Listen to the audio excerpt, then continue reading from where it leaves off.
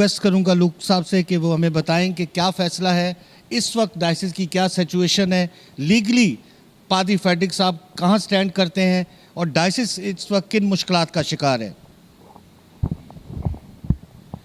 अच्छा जी, सबको सलाम और शुक्रिया अदा करूंगा सबसे पहले सेक्रेटरी साहब का कि उनकी जो खिदमात हैं गुज़िश्ता कई सालों से वैसे डायसिस के लिए, लेकिन इस वक्त जो एक डायसिस बहुत क्रूशल मोड से गुज़र रही है, आप हर जगह एक एडमिनिस्ट्रेटिव अफरा तफरी भी मची हुई है, डिसइंफॉर्मेशन की वजह से केओस भी है। लेकिन इस सारी सूरत हाल के अंदर जितने हम सारे यहाँ साथी जमा हैं, हम इस बात का हमें शुक्रिया अदा करना चाहिए कि हमारे सेक्रेटरी साहब अपने मौक़िफ़ पे कल भी कायम थे, आज भी कायम है और हमें उम्मीद है हमेशा कायम रहेंगे। मैं शुरू इस बात से करूँगा कि जी एक चीज़ मेरे ख़्याल में मुश्तरका हम सारे भाइयों की राय है कि हमारी ज़ाती दुश्मनी किसी से नहीं है। अगर कोई बंदा सही मायनों में हमारे चर्च का जो आइन है, हमारे चर्च के जो बाईलॉज़ हैं, जो बाइबल की रूह के तहत हमारे बाप दादा ने जब ये चर्च बना उन्होंने इसको फ्रेम किया, इनको ड्राफ्ट किया, ये कॉन्स्टिट्यूशन की बुनियाद रखी गई। इसमें एक पूरा प्रोसीजर दिया गया है कि हमारे जो बिशप हैं उनको किस तरीके से इलेक्ट करना है। जो इलेक्टेड बिशप होगा वो कलीसिया का नुमाइंदा होगा, उसको हम अपना इमाम मानेंगे।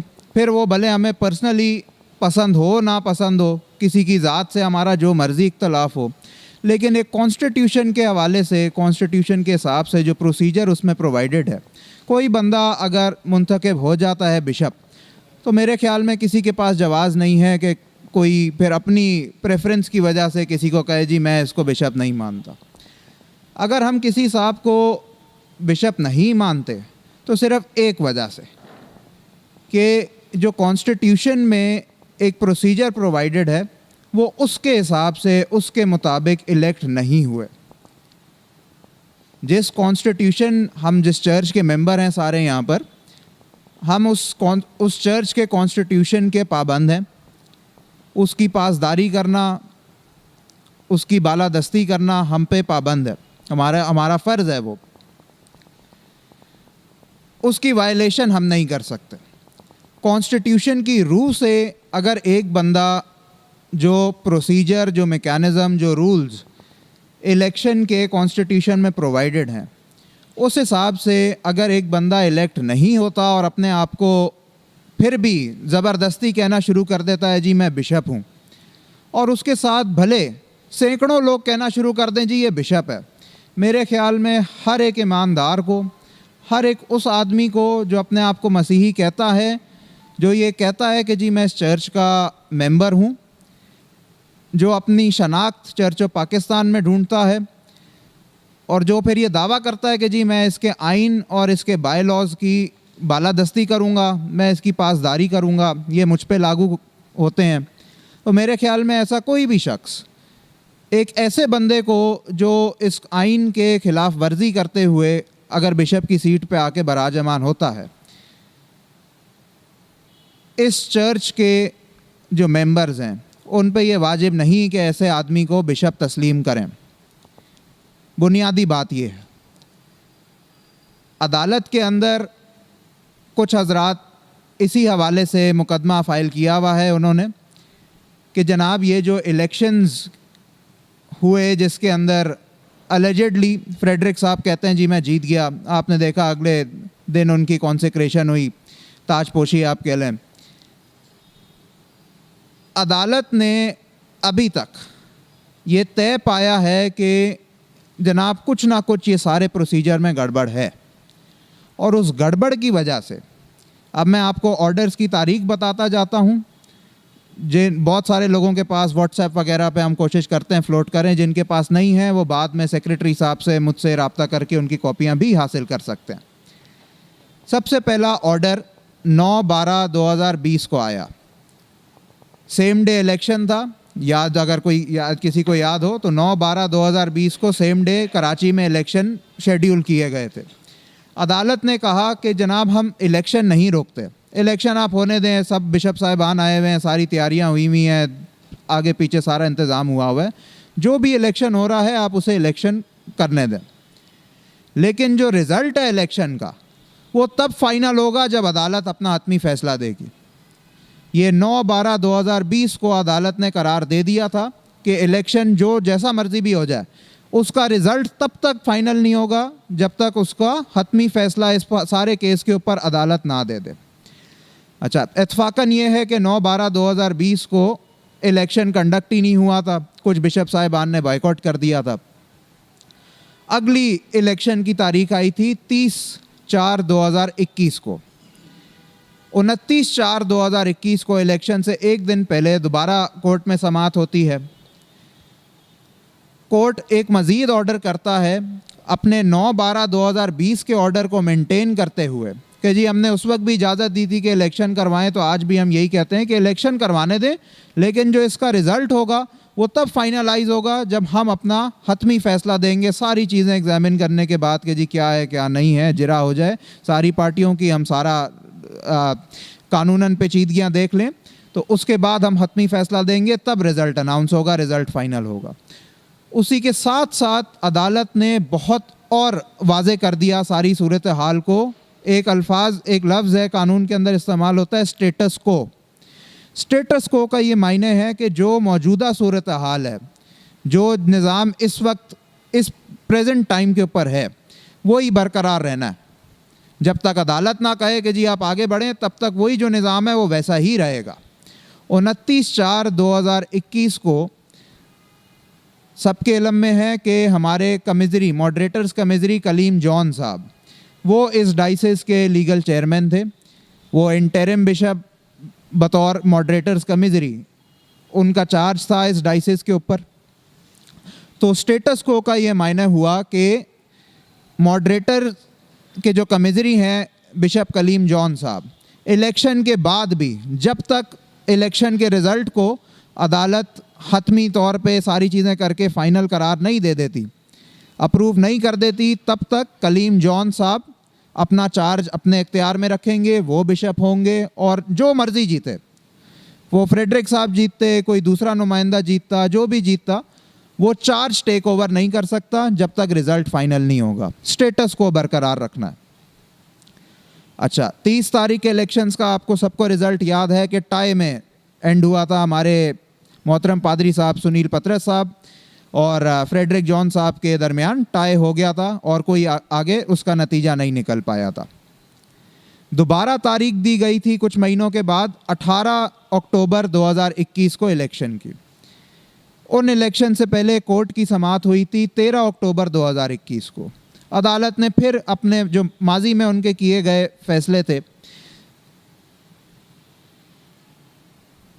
एक 2020 वाला और एक आपका 29/4/2021 वाला, उन्हीं को बरकरार रखते हुए उन्होंने कहा कि जनाब हमने ये फ़ैसले वाज़े पहले ही पास कर दिए हैं कि स्टेटस को मेंटेन रहेगा, इलेक्शन आप कंडक्ट करवाएं, जो रिज़ल्ट होगा वो नाज़िर की सरपरस्ती में सारे जो हैं इलेक्शन कंडक्ट होंगे, रिज़ल्ट की रिपोर्ट हमारे सामने आ जाएगी, हम उसका फिर जब मुआयना करेंगे उस पर जिरा होगी, जो उसमें हतमी फ़ैसला हम करेंगे, उसके हिसाब से जो भी कैंडिडेट हमारी नज़र में पाया गया उसके बाद चार्ज आप ले सकते हैं। अच्छा, अब हुआ ये कि 18 तारीख को इलेक्शन हो जाते हैं, उसमें फ्रेडरिक साहब जी अलेजेडली विनर तस्लीम कर लिए जाते हैं कि जी वो जीत गए। कुछ वहाँ से ही जो है पहले से मिस इन्फॉर्मेशन इधर उधर फैलानी शुरू कर दी जाती है कि जी वो पॉपुलर वोट से जीते हैं, जबकि हक़ाइक़ ये थे कि सुनील पतरस साहब को सीनेट की तरफ से कहा गया था कि जी आप विड्रॉ कर लें। उन्होंने मोहतरम बिशप साहिबान की और चर्च की जो हायरार्की है, हमारे जो सुपीरियर इंतज़ामिया है, सीनेट है, उनके फ़ैसले की, उनकी ख्वाहिश की पासदारी करते हुए, उसका एहतराम करते हुए उन्होंने विड्रॉ किया था। वो जिन शराइत पे हुआ था वो भी सारी अपनी जगह, लेकिन ये बात कह देना कि जी वोटिंग हुई थी और उसके अंदर फ्रेडरिक साहब जी जीत गए थे, ये सबसे पहला सबसे और बड़ा झूठ ये है। और चले मान भी लेते हैं वो जीत गए, उसके बाद भी चार्ज उन्हें हैंड ओवर नहीं हो सकता था। अदालती अहकामात के तहत जो रिज़ल्ट हुआ नाज़िर वहीं था, नाज़िर ने अपनी रिपोर्ट बनाई, जनाब ये हुआ, और उन्होंने अदालत के सामने पेश कर दी। वो रिपोर्ट आज भी एज इट इज़ वहाँ पर ही मौजूद है। उस पर अभी तक हतमी फ़ैसला नहीं आया। जब हतमी फ़ैसला नहीं आया तो एक बंदा स्टेटस को की वायलेशन करके कैसे कह सकता है कि जी मैं बिशप बन गया? क्योंकि अभी तो ये अदालत में तय होना है कि गोया ये इलेक्शन सही हुए भी हैं या कॉन्स्टिट्यूशन की खिलाफ वर्जी हुई है ये इलेक्शंस कंडक्ट करते हुए। अच्छा, मीन टाइम आप देखते हैं कि बिहाइंड द सीन्स फ्रेडरिक साहब जी चार्ज भी ले लेते हैं, ताजपोशी भी हो जाती है। और उसका भी मैं रीज़न बताऊंगा कि बहुत सारे हजरात जो जितने आप भी भाई बैठे हैं और हमारे सेक्रेटरी साहब भी, इतना अरसा उन्होंने क्यों नहीं इस चीज़ का इजहार किया कि जनाब ये खिलाफ वर्जी हो रही है। और उसकी एक बड़ी बुनियादी वजह थी कि इल्म ही नहीं था लोगों को। आप मेरे ख्याल में जितने हजरात यहाँ बैठे हुए हैं, मेजॉरिटी लोगों को ये सारी बातों का इल्म नहीं। ये 2 साल से केसेस चल रहे हैं, 2 साल से इलेक्शन की कहानी चल रही है, लेकिन किसी को पता ही नहीं है कि अदालत में क्या हो रहा है। अदालत के अंदर डाइसेस की तरफ से जो वकला आते हैं, सवालिया निशान ये उन पे उठता है कि वो अदालत की कार्रवाई क्यों नहीं आगे आके डाइसन काउंसिल को बताते, क्यों नहीं आके एग्जीक्यूटिव कमेटी को बताते, क्यों नहीं जब पादरी साहिबान, मेरे पास 2 औकात के 2 मुख्तलिफ खत हैं जो इलेक्शन के अंदर जो सारी रिगिंग हो रही थी, इलेक्शन के प्रोसीजर को सारा मैनिपुलेट किया जा रहा था। फ्रेडरिक जॉन साहब की कुछ ना कुछ इस तरीके से इलीगल सरगर्मियाँ थी, उनके खिलाफ हमारे मौजज़ पादरी साहिबान ने लिखकर वो खत दिए हैं। लेकिन सवाल वहाँ उठता है कि जब यही पादरी साहिबान इस डाइसेस के so called legal advisor Iqbal Khurram साहब से सवाल करते थे, जनाब अदालत क्या कह रही है, सारे अदालत का क्या मौक़िफ़ है, क्या ऑर्डर आ रहे हैं, तो बड़े अफसोस के साथ मुझे कहना पड़ता है कि जब अब मैं पूछता हूं कि जनाब आपको क्या जवाब मिलता था, तो बड़ा बहुत अफसोस की ये बात है कि जो मैं बातें आपको बता रहा हूं, जो अदालती कार्रवाई हो रही थी और हो रही है, वो हमारे ना तो पादरी साहिबान को बताई जाती थी, ना डाइसन काउंसिल को बताई जाती थी। तो आगे कलीसिया में कैसे बातें पहुंचनी थी? कलीसिया में बातें पहुंचती कैसे हैं जब पुलपिट से कोई चीज़ ऐलान होती है? जब पादरी को बताया ही नहीं जा रहा कि जनाब अदालत ने अभी स्टे दिया हुआ है कि आप इलेक्शन सिर्फ कंडक्ट करें, लेकिन उसके रिजल्ट को आप इम्प्लीमेंट नहीं करेंगे जब तक हम उसको फाइनल नहीं करेंगे। बल्कि आप पादरी को ये कह रहे हैं जी फ्रेडरिक साहब जीत गए, आप संडे की इबादत के दौरान ऐलान कर दीजिएगा कि जी हमारा नया बिशप मुंतखब हो गया है फ्रेडरिक जॉन साहब। जो आवाम सामने बैठी है उन्होंने तालियां बजा देनी है, उन्होंने जी उसकी इमामत कबूल कर लेनी है कि हाँ जी सेनेट जी करके चली गई, सारी बातें हो गई और हमारा नया बिशप आ गया। मजहबी पहलू की वजह से भी एक मुझे क्या तकलीफ़ है कि मुझे पता ही नहीं है कि पीछे क्या चल रहा है। मुझे बताया जा रहा है कि जनाब ये बिशप आ गए हैं, वो अपना ऊपर ताज पोशी सारी चीज़ें करके लिबास भी बिशप वाला पहन के मेरे सामने आके खड़े हो जाते हैं। मैं तो उन्हें बिशप तस्लीम कर लूँगा जब तक मुझे पता नहीं चलेंगे कि पीछे क्या है क्या। अच्छा, चलते चलते हुआ ये, बिशप तो चले बन गए, पीछे नहीं बताया जा रहा कि क्या हो रहा है, अवाम ने भी तस्लीम कर लिया अपनी लैक ऑफ नॉलेज की वजह से कि जनाब ये शायद बिशप बन गए। लेकिन आहिस्ता आहिस्ता जो इनके गैर आइनी और गैर कानूनी काम शुरू हो गए और एक जो रवैया है वो खादमाना रवैया कहीं से भी नहीं इनका दिखाई देना शुरू हुआ, तो उसके बाद हर इंसान के अंदर, कलीसिया के अक्सरियत के अंदर ये सवाल उठना शुरू हुआ कि जनाब ये कैसा दौर आ गया, ये कौन है बंदा जो बिशप कहता है अपने आप को, और ये कैसा बंदा इलेक्ट होके आ गया है, ये इसके कैसे काम है। मैं छोटी छोटी बातें शुरू करूंगा, बाकी वो यही कहते हैं कि जी डेक का आप एक निवाला चख लेना तो आपको पूरा उसका जायका पता चल जाता है। ये रिवायत मैंने आज तक नहीं देखी कहीं भी किसी भी बिशप साहब के लिए कि जनाब आप कहीं जा रहे हैं बच्चों के इस्तेकाम के लिए, आपको वहाँ गिफ्ट दिए जाएं, उस इबादत का चंदा जी मखसूस किया हुआ है कि जी ये बिशप आ रहा है, ये इस्तेकाम कर रहा है बच्चों का, तो इस इबादत का चंदा ही बिशप के नाम हो गया। और ऐसे भी चर्चेस की मुझे रिपोर्ट मिली है, बल्कि वो तस्वीर भी हैं और ये तस्दीक की हुई बात है कि चर्च के चंदे पे से खर्चा करके गोल्ड की अंगूठियां लेके उन्हें पहनाई जा रही हैं। अच्छा, कुछ हमारे दोस्त जो शायद ज़्यादा फ्रेडरिक साहब को ज़ाती तौर पे पसंद करते हैं, वो इस बात की आगे दलील देते थे कि जी अवाम अपनी दिली खुशी से जो ये करना चाह रही है तो बिशप से आप क्या कहें। मेरे ख्याल में जिस चर्च के अंदर ये अंगूठियाँ दी गई हैं ना, उनकी 90% आवाम को नहीं पता था कि हमारे चर्च के चंदे, हमारे चंदे के पैसे से अंगूठियाँ खरीद के दी जा रही हैं। वो तो जो ऊपर 4-5 जो आपकी सो कॉल्ड कमिटियाँ होती हैं और पादरी साहिबान कुछ होते हैं, तो वो उनकी ये हरकत थी। और दूसरी बात ये कि अगर ये काम हो भी रहा है तो ये तो जिम्मेदारी बिशप की है कि वो कहे जी ये रिवायत गलत है, ये चंदा जो आवाम डालती है ये गरीबों पे खर्च होना है, ये चर्च के कामों पे खर्च होना है, मुझे ये अंगूठियाँ नहीं चाहिए। लेकिन जब ये हम फ्रेडरिक साहब का किरदार देखते हैं तो जी वीडियोज़ आती हैं कि ये लिमोजीन के अंदर ट्रैवल कर रहे हैं, इसका काम कराने जा रहे हैं, एक जगह इसका काम कराने जा रहे हैं तो वो घोड़ा गाड़ी वाली बगी जी इनके लिए रेंट की जा रही है। कहीं सुनने में आता है 6 लाख खर्चा करके बड़े बड़े चिलर्स लगाए जा रहे हैं, खाने किए जा रहे हैं। तो ये बातें एक तरफ।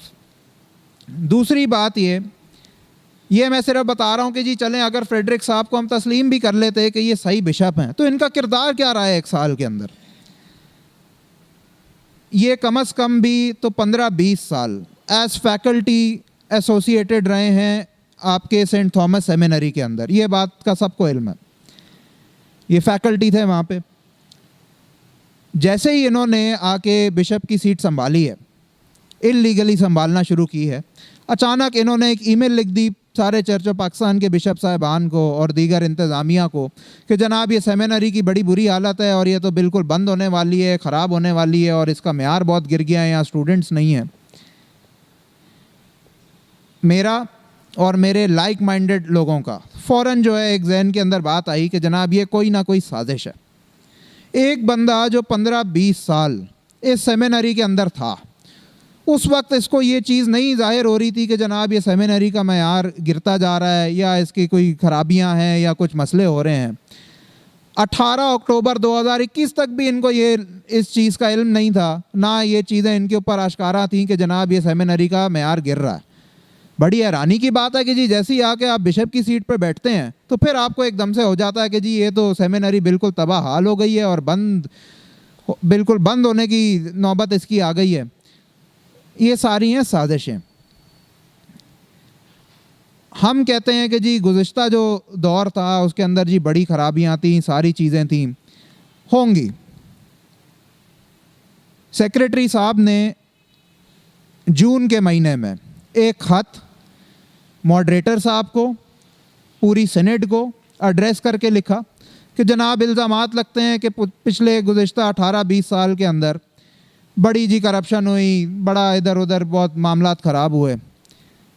हम खुद पेश करते हैं डाइसेस को कि जनाब इंटरनल चर्च आप एक इंक्वायरी कमीशन बना दें, पूरे पाकिस्तान में से, पूरे चर्च ऑफ पाकिस्तान में से, सेनेट लेवल में से आप जिसको रखना चाहते हैं इस कमीशन के अंदर वो आके इंक्वायरी करें। जो जो मुलव्विस पाया गया, जो जो फाइनेंशियल बेज़ाब्तियों के अंदर किसी और दूसरी तीसरी चीज़ में मुलव्विस पाया गया, आप उनके ऊपर जो भी एक्शन होगा आप लीजिएगा। मेरे ख्याल में इस इक़दाम को सबको सपोर्ट करना चाहिए था। लेकिन बड़ी हैरानी की बात है, और इसी से जो इस वक्त डाइसेस के ओहदों के ऊपर इल्लीगली बराजमान हुए हुए हैं, उनका किरदार और उनकी नीयत पता चल जाती है कि इस लेटर की मुखालफत उन्होंने शुरू कर दी। मेरे ख्याल में इस लेटर को तो सबको सराहना चाहिए था कि जी कितनी बिल्कुल ट्रांसपेरेंट बात कर दी। हम कहते हैं जी एहतसाब होना चाहिए, तो जब एक बंदा एहतसाब की बात कर रहा है आपको तो उसके साथ खड़ा होना चाहिए, आपने उल्टा उसकी मुखालफत शुरू कर दी। अच्छा, कहते हैं जी कि ज़फ़र इकबाल साहब को हमने सेक्रेटरी के ओहदे से बरतरफ कर दिया। इल्ज़ाम क्या लगाते हैं कि जनाब इनके ख़िलाफ़ एक लाहौर के अंदर FIR कटवाई गई थी और वो एक जी सेल डीड गिफ्ट डीड सामने आई थी कि ये दारुल खुशनूद का इस प्लॉट का जो कोई डीड कर रहे थे। साथ ये नहीं बताते कि उसके ऊपर फॉरेंसिक इंक्वायरी हो चुकी है। FIA ने, जिसने वहाँ पर एंटी करप्शन इस्टेब्लिशमेंट ने FIR जो कटवाई थी उसमें ये बरी हो चुके हैं, उसमें ये डिस्चार्ज हो चुके हैं, इनके खिलाफ चलान ही नहीं हुआ, इनको इंटरिम स्टेज के ऊपर इंक्वायरी के स्टेज पे ही बरी कर दिया गया। वो क्यों किया गया कि जो गिफ्ट डीड इनके नाम से बनाई गई थी उसमें जब अंगूठे चेक किए गए वो ना अंगूठे इनके, जब साइन चेक किए गए वो साइन भी इनके नहीं, इनके खिलाफ साजिश की गई थी। और साजिश किसने की गई हो मुझे उंगली उठाने की ज़रूरत ही नहीं है। जो साजिश का फ़ायदा उठा रहे हैं, जो साजिश को एक प्रोपेगेंडा बना के ये लोगों के अंदर डिसइंफॉर्मेशन फैला रहे हैं कि जनाब हमने इसलिए ज़फ़र साहब को बरतरफ कर दिया।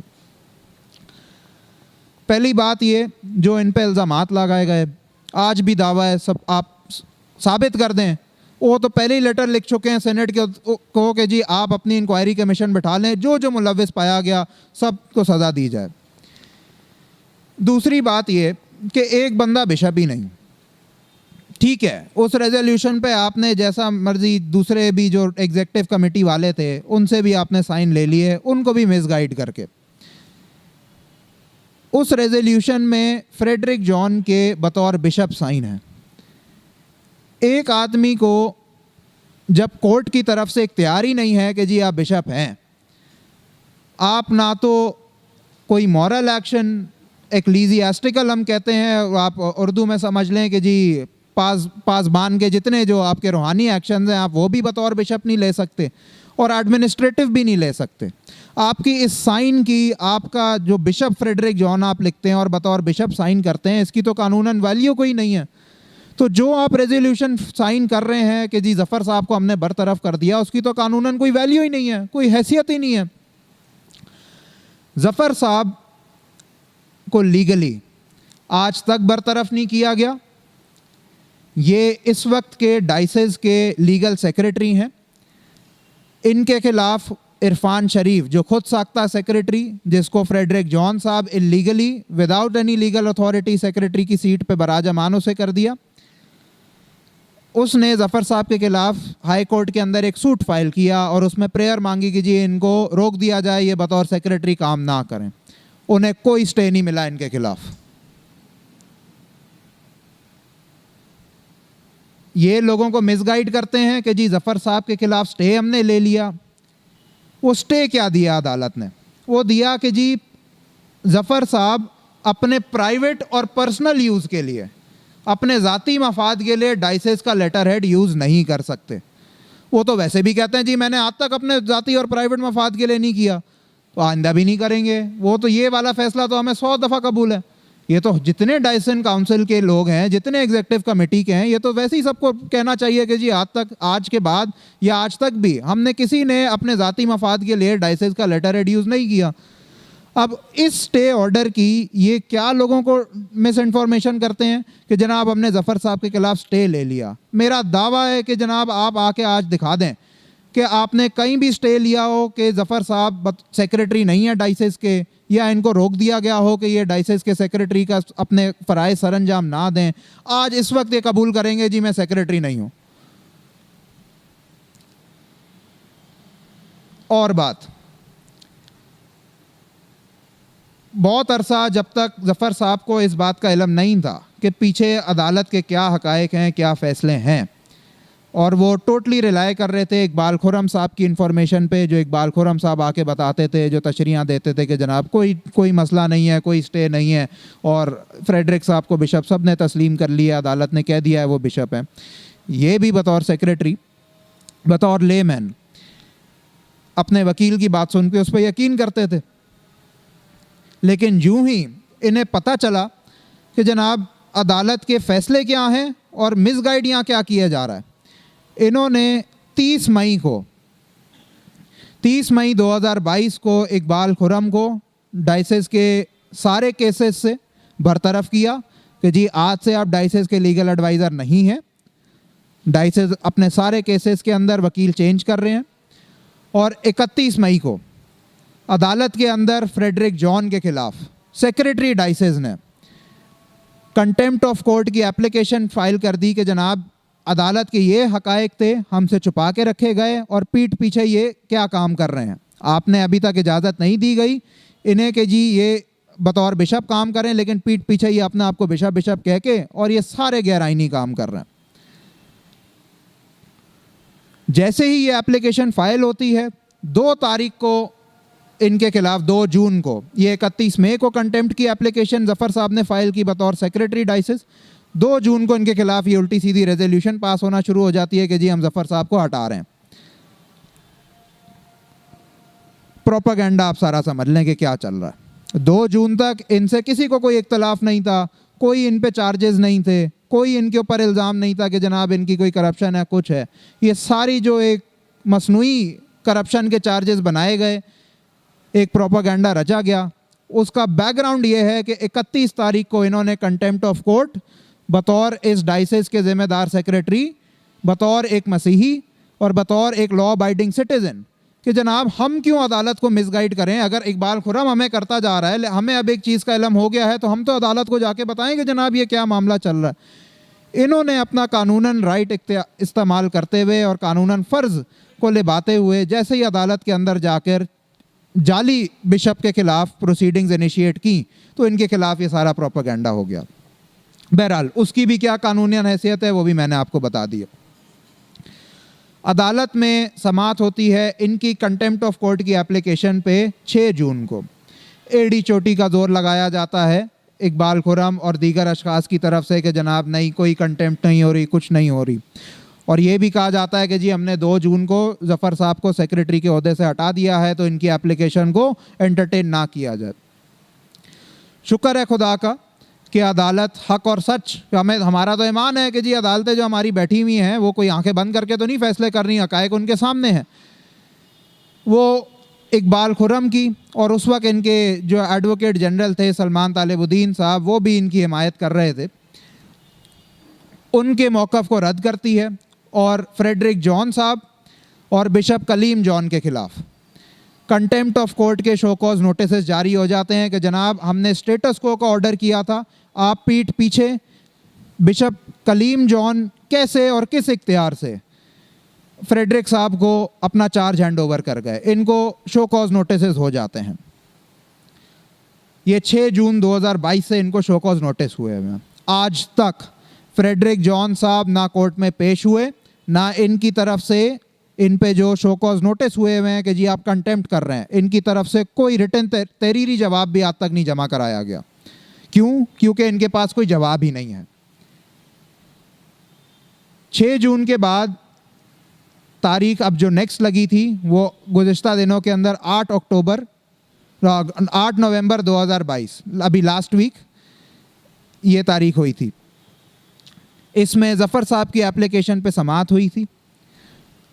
कोर्ट ने बहुत सख्त फ़ैसला दिया है, बहुत सारे हज़रात ने पढ़ भी लिया है, जिन्होंने नहीं पढ़ा मैं उसका भी बता दूं। अदालत ने स्ट्रिक्ट डायरेक्शन दी है कि 6 दिसंबर को सारी पार्टियां आएँ। ये जो डिले टैक्टिक्स हैं, अदालत नहीं आना, तहरीरी जवाब नहीं देना, टाइम गेन करना, पीठ पीछे वही कंटेम्प्ट करना, अदालत ने कहा है कि 6 दिसंबर को किसी एक बात पे भी कुछ भी हो जाए, आगे एडजर्नमेंट नहीं मिलेगी, तारीख नहीं होगी, उस दिन आप केस चलाएं। और साथ ही साथ कहा है कि जी जो हमने ऑर्डर्स दिए हैं उसकी स्ट्रिक्ट कंप्लायंस होनी चाहिए, उसकी किसी ने खिलाफ वर्जी की। अब जो अदालत ने एक चीज़ और आगे कर दी है और जिसकी एक जो बहुत ज़रूरत पेश आई कि आज की मीटिंग भी बुलाई जाए और आगे भी अब रोज़ लोगों को इस चीज़ से मुतला किया जाए कि अदालत ने अब सिर्फ फ्रेडरिक जॉन की हद तक कंटेम्प्ट नहीं रखी। उन्होंने कहा है कि जो कोई पाया गया कि हमारे अदालती फ़ैसलों की खिलाफ वर्जी कर रहा है, एक बंदा अभी हमने उसे बिशप करार नहीं दिया, आप उसे बिशप कहे जा रहे हैं, आप उसके साथ मिलकर उल्टी सीधी रेजोल्यूशन पास किए जा रहे हैं, आप अपनी मनपसंद पादरियों की ट्रांसफ़र किए जा रहे हैं पादरी साहिबान को तंग करने के लिए, जिसके ऊपर मर्जी दे लाए आप उनके सस्पेंशन लेटर निकाल रहे हैं। जो कोई ऐसे कामों में मुलव्विस फ्रेडरिक जॉन के साथ पाया गया, वहाँ पे बड़े सख्त लैंग्वेज इस्तेमाल हुई है, एनी डिलिंक्वेंट, जो कोई पाया गया ये गलत काम करते हुए उनके खिलाफ कंटेम्प्ट के अंदर सजाएं सुनाई जाएंगी। बहुत स्ट्रिक्ट ऑर्डर है। खुदा ना खास्ता लाइल्मी की वजह से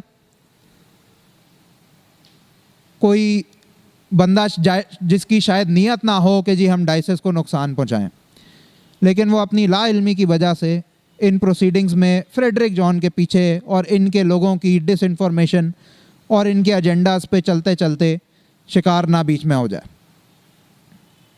ये मुझ पे भी जिम्मेदारी है, ज़फ़र साहब पे भी जिम्मेदारी है, और उन्होंने अपनी जिम्मेदारी को समझते हुए आप सारे दोस्तों को, भाइयों को, साथियों को बुलाया और वो दिन रात काम कर रहे हैं कि जी सबको सारी कोर्ट रिकॉर्ड से, सारी कोर्ट की प्रोसीडिंग से मुतला किया जाए।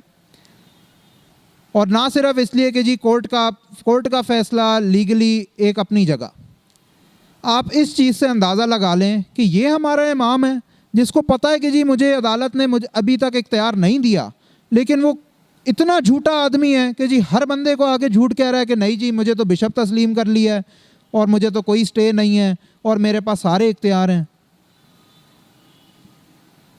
झूठों के मुतालिक बाइबल क्या कहती है मेरे ख्याल में सबको पता है। बुनियादी झूठ पे कायम है, वो हमारा बिशप कैसे हो सकता है? वीडियो मेरे पास आई कि जब इन्होंने जाकर क्वेटा के अंदर बदमज़गी की, हाथापाई करवाई, कब्ज़ा किया, मैं अल्फाज इस्तेमाल करूँगा, वैसी तरीके से गुंडे लेकर वहाँ पर कुछ सियासी असर वस्तु इस्तेमाल करके एक हस्पताल पे कब्ज़ा किया गया। वो वीडियो मेरे पास आई है जहाँ पर जब लोग जो कुछ ये सारी अदालती कार्रवाई से वाकिफ़ थे उन्होंने इनसे कहा जनाब आप बिशप नहीं हैं, आपके पास इख्तियार नहीं है। तो इतनी दीदा दलेरी से इन्होंने झूठ बोला कि जी कौन सा केस, कोई केस नहीं है मेरे खिलाफ। तो जो बंदा इतनी सफ़ेदी से झूठ बोले वो हमारा लीडर कैसे हो सकता है? वो कौम का लीडर कैसे हो सकता है? और अगर ऐसे लीडर आ गए हमारी कौम के अंदर तो खुदा ही हाफिज है कि जी हमारी इस डायसिस का क्या बनना है। तो ये हैं सारी कोर्ट की प्रोसीडिंग्स और मेरा चैलेंज है ये आज ही, इसीलिए इन कैमरा हम कर रहे हैं, मेरी शक्ल से, मेरी आवाज़ के साथ, आप सारे भाइयों की मौजूदगी में, सेक्रेटरी साहब हमारे साथ बैठे हुए हैं, ये पूरी दुनिया में चलेगी, पूरी दुनिया में वायरल होगी। इसमें एक लफ्ज़ भी अगर झूठ है तो जाए मुझ पे तौहीन अदालत का मुकदमा फ़ाइल करें। अगर मैं आज डिसइंफॉर्मेशन दे रहा हूँ तो खुली इजाज़त है, जो कहते हैं कि जी लूक झूठ बोल रहा है या सेक्रेटरी साहब झूठ बोल रहे हैं, जाए हम पे डेफेमेशन के केस फाइल करें। ये मेरा दावा है कि जो आज सारी बात की गई है, अदालती कार्रवाई सारी की सारी ये है। इसके अलावा इसके बरक्स कोई बात करता है तो झूठ वो बोलता है। और रही बात कि जनाब एक आम आदमी को भी इस बात से अंदाज़ा हो जाना चाहिए कि अगर अदालत ने इन्हें बिशप तस्लीम कर लिया तो ये बिशप हाउस किस खुशी में इनको नहीं दिया जा रहा। ये बड़ी बड़ी इधर उधर की अपनी स्ट्रैटेजियाँ और वो उल्टी सीधी तशरीयाँ करते हैं और बताते हैं जी ऐसा हो गया, ये हो गया। मेरे ख्याल में अदालत की कोई ना इनसे पर्सनल टसल है कि एक तरफ अगर इन्हें बिशप तस्लीम भी कर ले, दूसरी तरफ इन्हें बोले नहीं जी बिशप हाउस में आपने नहीं बैठना। ऐसा कुछ नहीं है। बिशप हाउस इन्हें इसीलिए नहीं दिया गया कि जिस तरीके से लीगली अदालत की नज़र में, अदालत के फैसले के मुताबिक इस डाइसेस का चार्ज मॉडरेटर और मॉडरेटर्स कमिजरी के पास है, उसी तरह से 8/3/2022 के ऑर्डर के तहत बिशप हाउस का चार्ज भी मॉडरेटर को ही दिया गया है कि जब तक हतमी फैसला नहीं हो जाता, जब तक इस डाइसेस का प्रॉपर बिशप मुंतखब नहीं हो जाता, तब तक इस घर का और किसी को इख्तियार नहीं है, आपकी सुपरविजन में रहेगा। मई का मेरे ख्याल में 25 मई का एक ऑर्डर है जिसके तहत ये था कि जनाब डाइसेस की तरफ से रिक्वेस्ट आई थी कि मॉडरेटर साहब तो रायविंड में होते हैं, लाहौर में होते हैं, तो वो इधर आके इसकी सारी देखभाल नहीं कर सकते, तो उन्हें इजाज़त दी जाए कि इस डाइसेस के थ्रू जो है इसकी मरम्मत कराई जाए और अगर कोई भी इसमें मसला होता है, कुछ बारिशें आगे जैसे हुई थी तो किसी किस्म की जो है इसके अंदर मरम्मत कराने का कोई काम हो तो हमें इजाज़त दी जाए कि हम मॉडरेटर की सरपरस्ती में कराएं। अदालत ने ये हुक्म दिया था कि मॉडरेटर साहब अपनी सुपरविजन के अंडर डायसन काउंसिल के थ्रू अगर कोई समझते हैं कि जनाब यहाँ पर कोई काम, कोई शीशा टूट गया, कोई पेंट ख़राब हो गया, कोई दरवाज़ा टूट गया, तो मरम्मत का काम कराना है तो मॉडरेटर साहब अपनी सुपरविजन में डायसन काउंसिल के थ्रू कराएंगे। किसके थ्रू? डायसन काउंसिल के थ्रू। डायसन काउंसिल के भी हजरात यहाँ बैठे हुए हैं। जनाब आपको कोई मॉडरेटर साहब का लेटर आया कि जी ये आपने काम कराना है? जो डायसन काउंसिल वाले हजरात बैठे हुए हैं, कोई लेटर नहीं आया मॉडरेटर साहब की तरफ से। और वो भी बड़ा तशवीशनाक लेटर है क्योंकि अभी तक मॉडरेटर साहब से कुछ हजरात की जो बात हुई है पीठ पीछे, मॉडरेटर साहब कह रहे हैं ये लेटर मैंने नहीं लिखा। अब इसके पीछे क्या वजाहत है कि क्या इसका कितनी वसूख के साथ ये बात है कि उन्होंने लिखा है या नहीं लिखा, ये मॉडरेटर साहब बेहतर बता सकते हैं, इस पर मैं कमेंट नहीं करूँगा। बहरहाल एक लेटर दिखाया जा रहा है कि मॉडरेटर साहब ने फ्रेडरिक साहब को लिख दिया है कि जनाब आप काम करवाएं, इसका मरम्मत का जितना जो काम है आप बिशप हाउस का करवाएं। और साथ ही उस लेटर की लैंग्वेज में ये जाहिर किया जा रहा है कि शायद इनको तरक्याती या मरम्मती काम के ये बिशप हाउस की देखभाल के लिए सिर्फ चाबी दे दी गई है। अगर चाबी दे दी गई होती तो 3 नवंबर 2022 को यहाँ के ताले क्यों तोड़े जा रहे थे? अगर चाबी मॉडरेटर साहब ने इन जो अभी इस वक्त बैठे हुए हैं वहाँ पे और कहते हैं कि जी हम डाइसेस के करता धरता हैं, मॉडरेटर साहब ने हमें इस बिशप हाउस की चाबी दे दी, ताले क्यों तोड़े? चाबी नहीं मिली। दूसरी बात ये कि अगर चाबी मॉडरेटर साहब ने फ्रेडरिक साहब को दे भी दी और ये खत लिखा भी उन्होंने ही है, तब भी ये गैर आईनी है और ये भी कंटेम्प्ट ऑफ कोर्ट है। अदालत ने कहा था कि आपने अगर इस बिशप हाउस का कोई मरम्मती काम करवाना है तो आप डायसन काउंसिल के थ्रू कराएंगे। ये नहीं कहा था कि आप बिशप के या फ्रेडरिक जॉन के थ्रू करवाएंगे। वो लेटर की कानूनन वैल्यू ही कोई नहीं है। मॉडरेटर साहब लिखते सेक्रेटरी डाइसेस को कि जी आप डायसन काउंसिल की आप इजलास बुलाएं, उनके थ्रू एक रेजोल्यूशन पास होती, सारी चीज़ें होती, पूरे डायसन काउंसिल के मुश्तरका फैसले के तहत इसका मरम्मती काम कराया जाता, तो मुझे समझ आती कि आप कोर्ट की ऑर्डर्स की पासदारी करते हुए उसके हिसाब से आप ये काम कर रहे हैं। ऐसा नहीं था।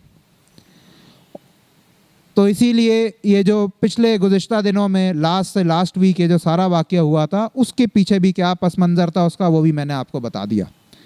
कोशिश इनकी एड़ी चोटी का ज़ोर ये था कि जनाब हमें, अच्छा और ये भी मिसगाइड कर रहे थे। अगर ये जो लेटर दिखा रहे हैं, अगर वो लेटर को भी हम मान लें तो मॉडरेटर ने इन्हें बिशप हाउस रहने के लिए नहीं दिया, सिर्फ कहा है कि जनाब अगर इसके शीशे टूट रहे हैं तो उसके शीशे सही करा देना, मरम्मत करा देना इस घर की सिर्फ, और जैसी ही मरम्मत हो जाए मुझे सारी चाबियां वापस कर देना। उस खत में ये लिखा हुआ है। इन्होंने क्या किया, लोगों को गुमराह करने के लिए कि एक इश्तिहार छाप दिया, जगह जगह वो मैसेजेस चलवा दिए अपने कुछ पादरी साहिबान के थ्रू कि जनाब थैंक्स गिविंग सर्विस हो रही है, बिशप हाउस हमें मिल गया। बिशप हाउस इन्हें नहीं मिला।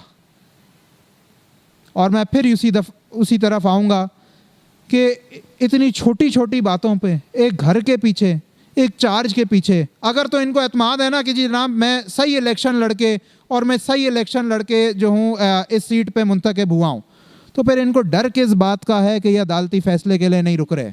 इनको डर किस बात का है कि अदालत में जाके अपनी इलेक्शन का ये कहते हैं कि जी सही इलेक्शन हुआ था, ये जाके प्रूफ कर दें सही इलेक्शन हुआ था, अदालत अगले दिन इनको बिशप का चार्ज दे देगी, इन्हें बिशप तस्लीम कर देगी। ये चोर दरवाज़ा क्यों चुन रहे हैं? वो इसीलिए चुन रहे हैं, इन्हें पता है कि इलेक्शन भी जाली हुआ है। अदालत का जो हतमी फ़ैसला आना है वो खुदा ने चाहा दोबारा इलेक्शन कंडक्ट होने हैं, और जब ये एक दफ़ा एक्सपोज हो जाएंगे और जो इनकी अपनी ये नाअहल है, इनकी डिग्री भी जाली है, ये इस कॉन्स्टिट्यूशन के हिसाब से जो इनके रूल्स हैं जिसके तहत ये इलेक्शन हुआ था, उसके तहत रेजिडेंट प्रेस्बिटर जो होता है एक डाइसेस का, सिर्फ वो लड़ सकता है। ये इस डाइसेस के पादरी नहीं थे, ये सिर्फ और सिर्फ सेंट थॉमस सेमिनरी के अंदर लाहौर से आए हुए एक फैकल्टी थे, ये इस डाइसेस के पादरी नहीं थे। तो ये तो इस इलेक्शन में भी नहीं खड़े हो सकते थे। तो ये इन्हें पता है कि जनाब अगर प्रॉपर इलेक्शन हो गए, अदालत को मैंने फेस कर लिया, अदालत के जो जब सारी जिरा हो जाएगी तो मैं ज़्यादा देर नहीं टिकूँगा। ये अपने पीछे लोगों को गुमराह करके इश्तियाल फैलाना चाह रहे हैं। ये अवाम की सपोर्ट झूठ की बुनियाद पे अपने पीछे लगाना चाह रहे हैं। लेकिन मैं समझता हूँ कि बतौर मसीही हर एक चर्च ऑफ पाकिस्तान के हर एक इस डाइसेस के मेंबर के ऊपर ये वाजिब है कि जब हमें एक चीज़ पता चल जाए कि जी सच ये है और झूठ ये है, तो हम झूठ को झूठ और सच को सच कहें। ये बाइबल भी हम पे फ़र्ज़ करती है, ये हमारे मसीह खुदावंद यीशु मसीह की हम पे तालीमात हैं, और ये वाजिब है कि जब हमें पता चल जाए जी सच क्या है झूठ क्या है, तो फिर हम उल्टा काम ना करें कि सच को झूठ कहें और झूठ को सच कहें। भले फ्रेडरिक जॉन हमें पसंद हो, बहुत हमसे जी उसकी कोई बहुत हमदर्दी हो, लेकिन जब हमें पता चल जाए कि जनाब झूठ क्या है सच क्या है, तो हमें सारी रिश्तेदारियां, सारी दोस्तियां, यारियां छोड़ के, सारा अपना मफाद छोड़ के सच को सच कहना है, झूठ को झूठ कहना है। Thank you. आप दोस्तों को भी बहुत सारी हक़ाइक़ का पता चला होगा, और मुझे भी एक चीज़ का नई का इंकशाफ हुआ है कि अब उनके ख़िलाफ़ भी कंटेम्प्ट लगेगी जो ये फ़ैसले मान रहे हैं। तो मेरी उन सब दोस्तों से, स्पेशली पादी साहबान से दरख्वास्त है कि इसके ख़िलाफ़ खड़े हों। क्यों अपने आप को लीगल किसी प्रॉब्लम में डालने के लिए मुसीबत में डाल रहे हैं? हमें सोचना चाहिए, हमें खड़ा होना चाहिए, लीगल सिचुएशन को देखना भी चाहिए, परखना भी चाहिए। अब मैं दोस्तों से दरख्वास्त है कि कोई अगर किसी के जहन में कुछ सवाल हो या जो ब्रीफिंग दी है गई है उससे कोई इख्तलाफ रखता हो तो बात कर सकता है। मेरा एक सवाल तो नहीं, एक एडवाइस है और एक मशवरा है सेक्रेटरी साहब को, क्योंकि आप लीगल तौर पे कराची डायसिस बलूचिस्तान डायसिस के सेक्रेटरी हैं, तो ये जो अभी ऑर्डर आया है कोर्ट का और उसके बाद एक खुद साख्ता ऑर्डर्स पास किए गए ट्रांसफ़र्स के पादरी साहिबान के, और जैसे लूक ने कहा कि उसमें लिखा हुआ है कि तमाम डिलिंक्वेंट जो हैं वो कंटेम्प्ट के उसमें दायरे में आएंगे। तो मेरी एक रिक्वेस्ट है कि आप उन तमाम पादरी साहिबान को एक लेटर जो है उन सबको इशू करें डायसिस की तरफ से एज अ सेक्रेटरी, और उनको इस चीज़ के लिए आप एक रिक्वेस्ट करें कि जो जो ऑर्डर्स वो मानकर उस चर्चेस में गए हैं वो उन चर्चेस से वापस आएँ। वो उसके दो रीज़न्स हैं, एक तो ये कि आप उनको जो है वो इत्तला कर देंगे ये कि ये एक इल्लीगल और अनकॉन्स्टिट्यूशनल दोनों तौर पे एक ऑर्डर था जिसको आपने माना, और दूसरा ये कि जब नेक्स्ट हेयरिंग होती है तो वो लेटर जो है वो उस हेयरिंग के लिए बहुत मददगार साबित होगा चर्च के लिहाज से, कोर्ट के लिहाज से, कि एज अ लीगल सेक्रेटरी, एक जेन्युइन सेक्रेटरी होने के नाते आपने इनको तंबीह भी की और आपने इनको इत्तला भी दी, तंबीह तो नहीं इत्तला दी कि आप ये जो है वो ऑर्डर्स ना माने, लेकिन इन्होंने फिर भी कोर्ट की कंटेम्प्ट करते हुए उन ऑर्डर्स को जो कोर्ट के मुताबिक भी और कॉन्स्टिट्यूशन के मुताबिक भी गलत हैं उनको माना है। तो मेरी ये आपसे एक ज़रूर रिक्वेस्ट है। सर ये बिल्कुल आपने ठीक कहा, और मैं आपको बता दूं कि फ्रेडरिक साहब जब से सेक्रेटरी साहब को ये सारी कानूनन पेचीदगियों का इनको इल्म हुआ, जून से इन्होंने 31 मई से इन्होंने कंटेम्प्ट की एप्लीकेशन फ़ाइल की, उसके बाद के सारे वाक़यात हुए। उसके बाद से फ्रेडरिक साहब जो लेटर लिखते हैं वो किसी के सस्पेंशन का लिखें या किसी पादरी के ट्रांसफ़र का लिखें या कोई दूसरी तीसरी कमेटी या जो भी जनरल खतूत लिखें, ये बतौर सेक्रेटरी उसका काउंटर लेटर लिखते हैं, इशू करते रहते हैं। अभी भी पादरी साहिबान जिन के ट्रांसफ़र लेटर्स का हमें इल्म हुआ और जिनका आया हमारे हाथ में कि जनाब इनको ये लेटर इशू हुआ है, उनका काउंटर लेटर इन्होंने ज़रूर इशू किया है बतौर सेक्रेटरी। जिनके लेटर्स नहीं आए, मेरी दरख्वास्त है उन पादरी साहिबान से कि जनाब आप अपना लेटर लाएं कि इन्होंने कौन सा दिया है, ताकि फिर उनके कानूनन तरीके से उसका काउंटर लेटर हम तैयार करके सेक्रेटरी साहब उसको इशू कर सकें। ठीक है, तो बात इस वक्त सर एक ये है सारे भाइयों के ऊपर, जो मैं एक और चीज़ बता दूं कि इस वक्त एक जो साफ बात है मैं बताऊं कि भले कानूनन पोजीशन यहाँ पर जो बैठे हुए अशखास हमें पता है, कानूनन पोजीशन फ्रेडरिक के ख़िलाफ़ उनकी बहुत वीक है, लेकिन माशरे के अंदर उन्होंने अपनी पोजीशन बहुत ज़्यादा बनाई हुई है। पादरी साहिबान भी, कलीसिया के मेम्बरान भी अपने लाइल्मी की वजह से, और एक फिर वो एक जो मजहबी पीछे से एक वो होता है कि जी बिशप हैं और पता नहीं क्या है, कोर्ट क्या कह रही है क्या नहीं कह रही, तो वो ज़्यादा चीज़ों के अंदर गहराई में भी नहीं पड़ते। तो इस वक्त लोगों की इग्नोरेंस की वजह से और साइलेंस की वजह से वो फ़ायदा उठा रहे हैं। कोर्ट 100 फैसले कर दे, अगर उन फैसलों की इम्प्लीमेंटेशन ही नहीं होनी तो फैसलों का कोई फ़ायदा भी नहीं।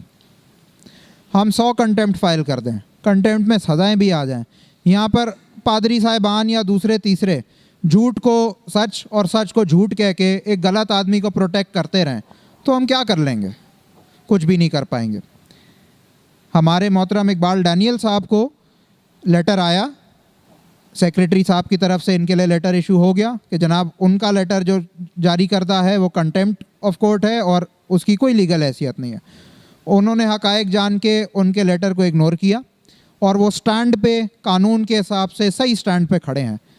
ये बाकी पादरी साहिबान से भी रिक्वेस्ट है कि जनाब आप भी खुदारा जब सच को जान गए हैं तो खड़ा होना आपकी ज़िम्मेदारी है।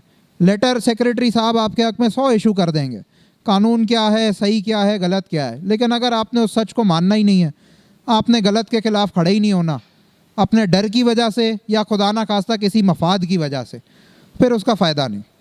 तो बतौर कलीसिया हमने अपनी पादरी साहिबान को भी सपोर्ट करना है, उन्हें समझाना भी है। और अगर उनके जहन में कोई डर है कि जी हमारे साथ पता नहीं क्या हो जाएगा, तो मैं सबसे पहले एग्जांपल दूंगा हमारे मोहतरम पादरी इकबाल डैनियल साहब का, आज हमारे साथ मौजूद हैं, और भी हमारे दीगर पादरी साहिबान जो इस वक्त खड़े हुए हैं अपने राइट स्टैंड पे।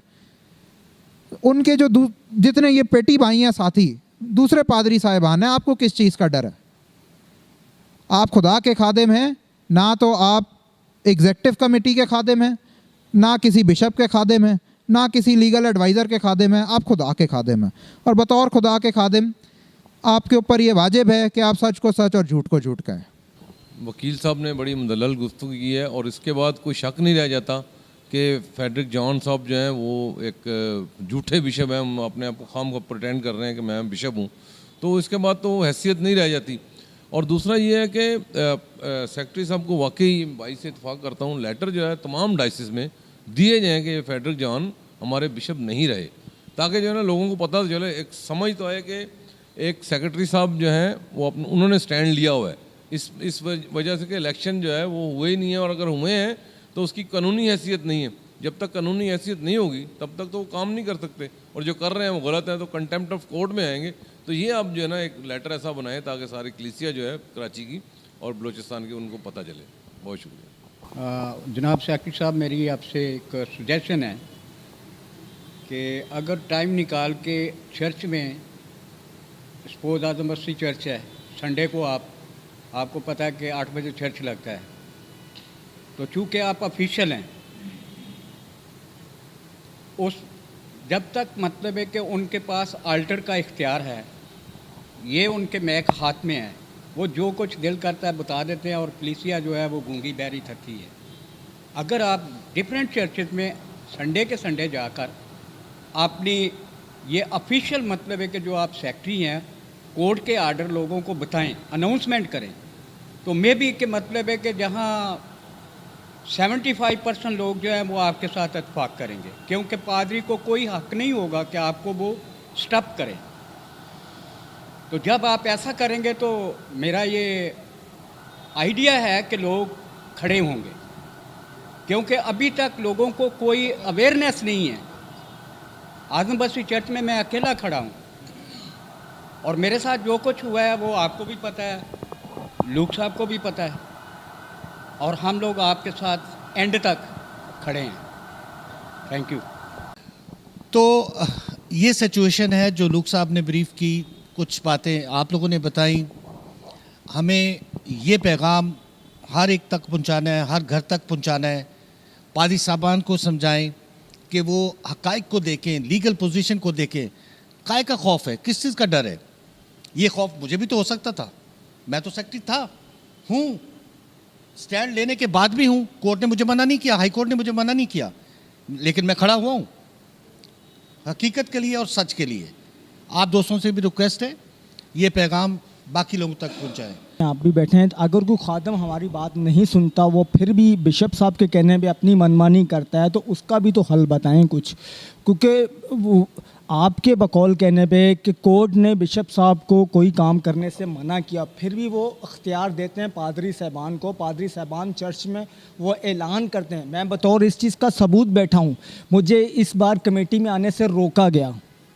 मैं पीछे बैक में पूरे 4 साल जनरल सेक्रेटरी की हैसियत से खिदमत करता रहा। अभी मैं आपके साथ अटैच था, तो मुझे कमेटी में आने के लिए मेरे फॉर्म को रिजेक्ट कर दिया गया।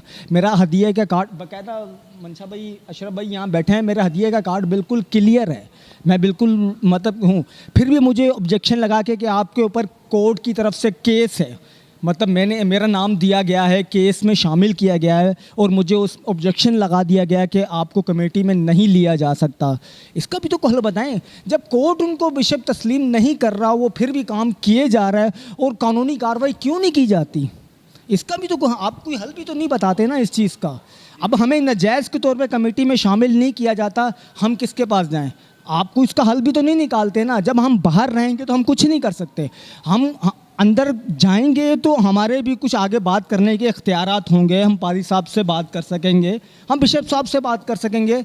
अभी हम बिल्कुल बाहर हैं, हम किसी ना बिशप साहब से मिल सकते हैं, हमें मिलने की इजाज़त नहीं है, पादी साहब हमारी सुनते नहीं हैं।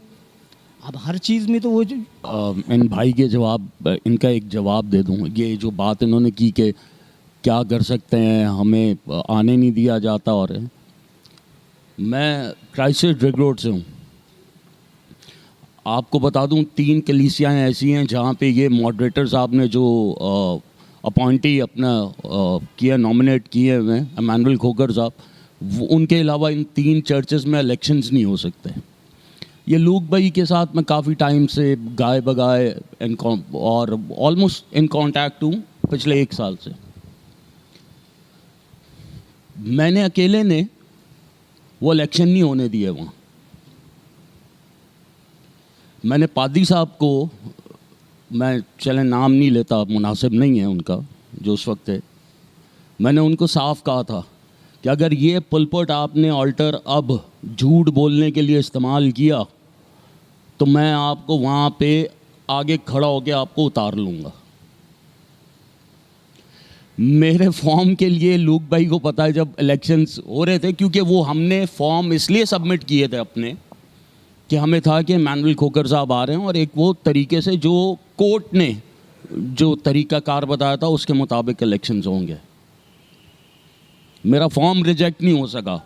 पता होता क्या है कि इसमें देखें, जब आप मुझ पे वो इन्हिसार करते हैं और मैं आप पे इन्हिसार करता हूँ ना, तो फिर काम नहीं होता। जब मैंने स्टैंड लिया ना, तो मैंने स्टैंड लिया है, मुझे आखिर तक उस पर जाना है। ठीक है सर, थोड़ी सी ये लूक भाई को पता है, जफ़र साहब को पता है कि ये अभी पिछले दिनों जो प्रोटेस्ट हुआ, पूरे ड्रग रोड कलीसिया में से मैं अकेला उधर था। और हुआ ये कि मेरा नाम जो है वो बाकी तमाम साथियों के साथ जो है वो एक वो अजीब सी एक एप्लीकेशन जो लिखी गई थी, वो कहना नहीं चाहता, वो बेवकूफ़ी जो की गई 295A की, उसमें भी शामिल है। लेकिन मैं चुप नहीं बैठा, बल्कि उसके बाद मैंने अपनी आवाज़ और ज़्यादा ऊंची कर ली थी।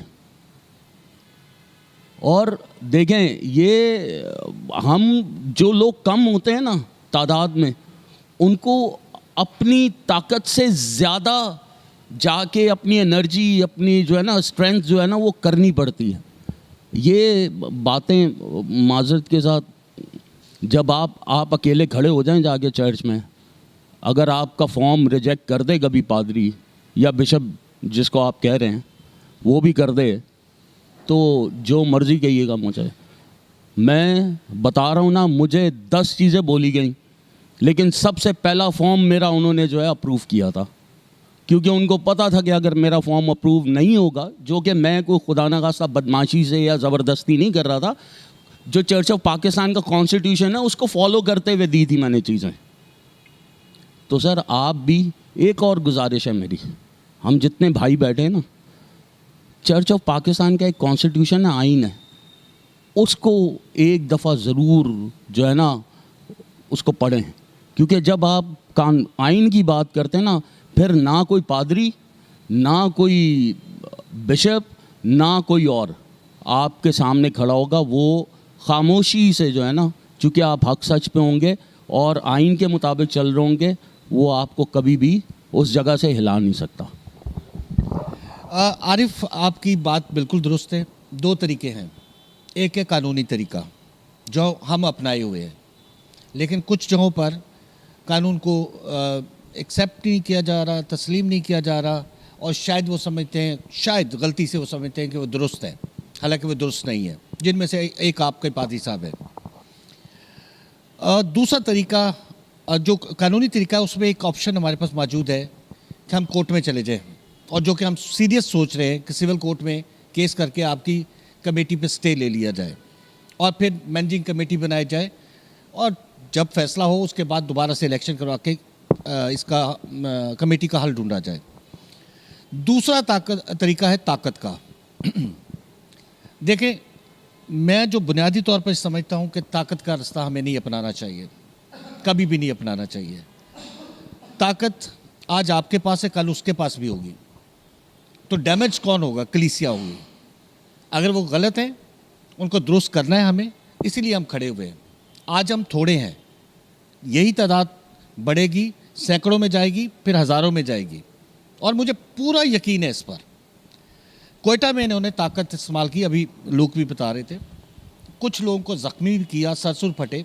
एक एसपी हैं वहाँ पर, इरफान बशीर साहब, क्रिश्चियन एसपी, उनके गार्डों ने आके लोगों को मारा, तशद्दुद किया, लेकिन लोग डरे नहीं, खड़े हुए, केस किया।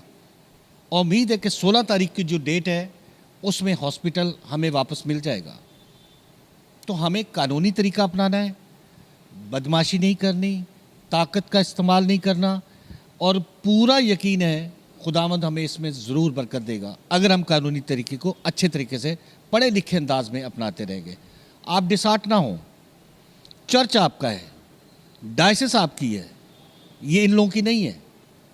जैसे लूक साहब फरमा रहे थे कि पादी फेड्रिक साहब रेजिडेंट प्रीस्ट नहीं है। रेजिडेंट प्रीस्ट मतलब कराची के पादरी नहीं है। जो कराची का पादरी नहीं है वो इलेक्शन कैसे लड़ सकता है? ये मसाइल कोर्टों में थोड़ा टाइम लग सकता है, मे बी 1 महीना, 2 महीने, 4 महीने, लेकिन खुदा ज़रूर हमें फतह देगा।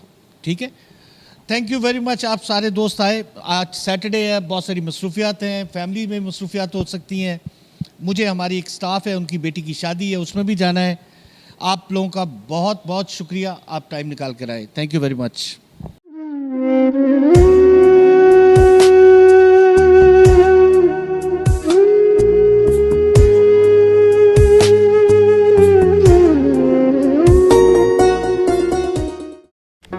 Do not forget to like the video, subscribe PTL TV and press the bell icon to receive notifications.